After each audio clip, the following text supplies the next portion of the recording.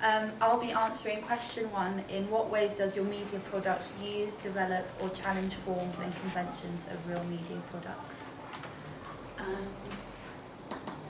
This is my front cover, contents page, double page spread, advert of my magazine. Okay. For the conventions of a magazine front cover, there's usually a big masthead at the top with the name of the magazine, with kickers and cover lines on the left and right hand side of the page, framing the model's face. There's usually a barcode in the bottom right hand corner or the left hand corner, and the eye flows in a Z shape from the top down across and then down again and ends in the bottom right hand side of the corner.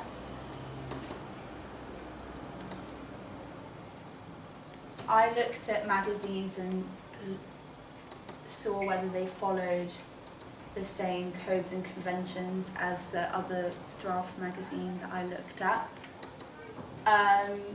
This NME cover has followed the codes and conventions, as it's got a big masthead in the top right hand corner, and the eye flow goes from left to right in a Z shape again, meaning that the reader will see the artists first. They also have lots of kickers and cover lines framing the model's face. It is also followed the codes and conventions, as it has a big cover line on the artist showing that the article is about them. Unlike the other codes and conventions of a magazine, it has an article here which is hidden a bit by the eye flow Z, but it has a quote from the article as well on the front cover. The barcode is down here on the right hand side, and it's got the price and website of the magazine as well. Billboard magazine have also followed the codes and conventions, as the eye flows in a Z shape. So it has Billboard, the masthead is quite big and fills up the whole page. It also has a little kicker here just underneath the masthead, so it stays with the eye flow. And then unlike the NME cover, the Lana Del Rey article is smaller here, and they've made the Best Bits article bigger and included a list of all the artists that are included in that article. They've also put the price and barcode and website down here on the bottom left hand side.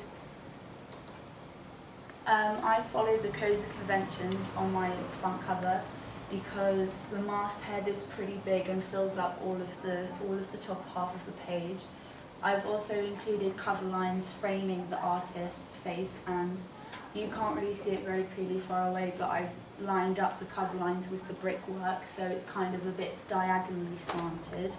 I also have a big kicker here over the artist to show that the main article is about her.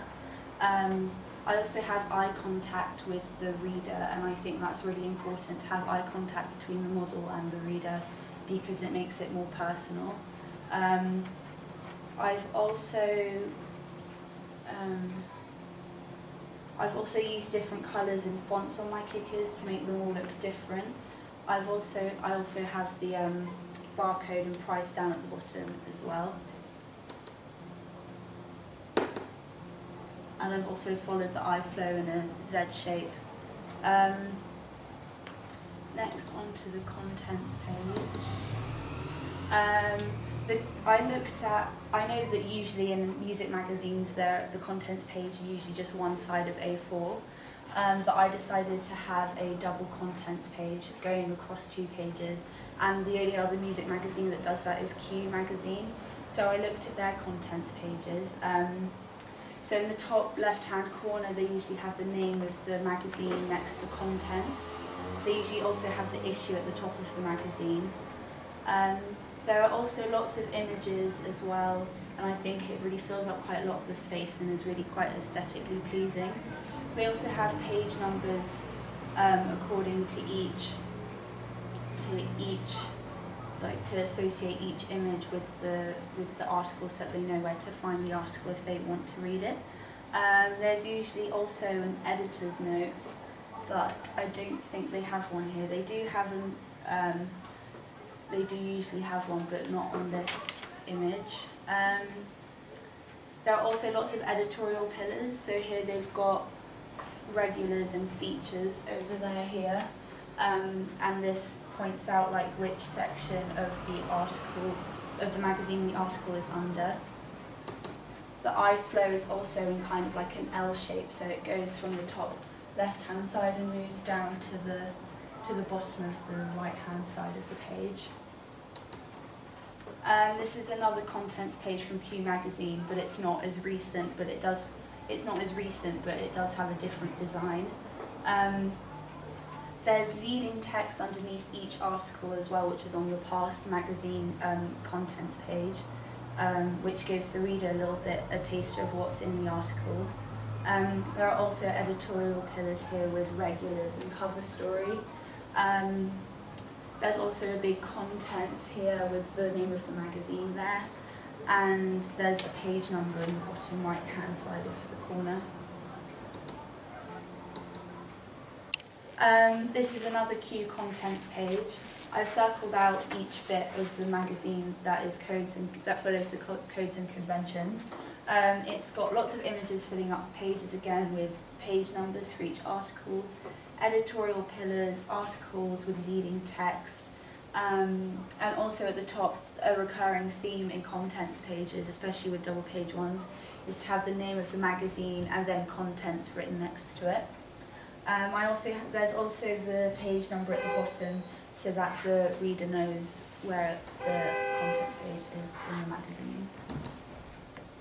This is my contents page.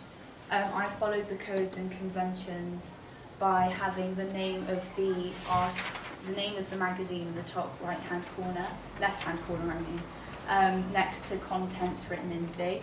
I also have followed the conventions by having editorial pillars for each section of the magazine, so I have 4 different editorial pillars. I also have page numbers next to articles, so here, have them here, here and here. I also have an editor's note, which wasn't in the Q contents pages, but it is something that's seen quite a lot in contents pages in magazines.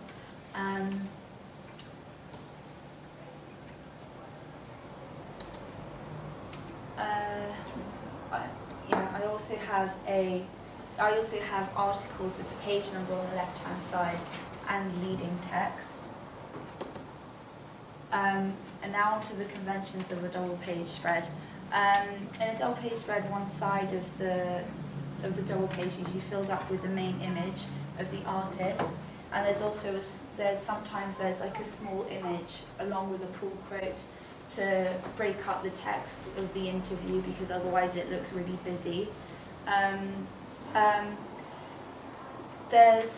So I've got a pull quote there as well. There's usually also a small line of writing where on the main image to show like where the clothes come from for the artist, or where they can find more images of the article.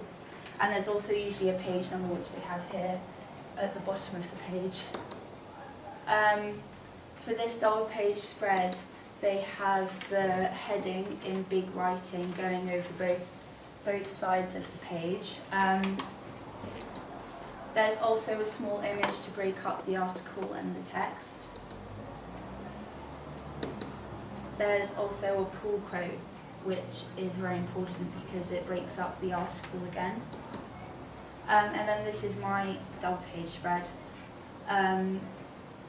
There's usually also, what I forgot to mention earlier, is a slug to mention at the top of the page to show where the article is and what section it is from the contents page. So I have features on the top left-hand corner because that's where it's mentioned in the contents page. I followed codes and conventions by having a big image on one side of the double page spread, and I also have the heading going over both pages. I have an introduction to the interview here with a drop cap here, which is something that's seen quite a lot in double page spreads. I also have a pull quote here in the middle of the article, and even though on the last even though on the last double page spread that we saw on the previous slide that went over the columns, over the gutters here, I wanted to have it in the middle and I thought it looked cleaner. I also have 3 little images at the bottom of the page because I think that it's really aesthetically pleasing and it helps to break up the article and doesn't make it look as busy. I've also followed convention by having a small line of writing here of the clothes that the artist is wearing and where they can find more images on the website. Overall, I think that I've followed the codes and conventions of a music magazine quite well. Yeah. Thank you.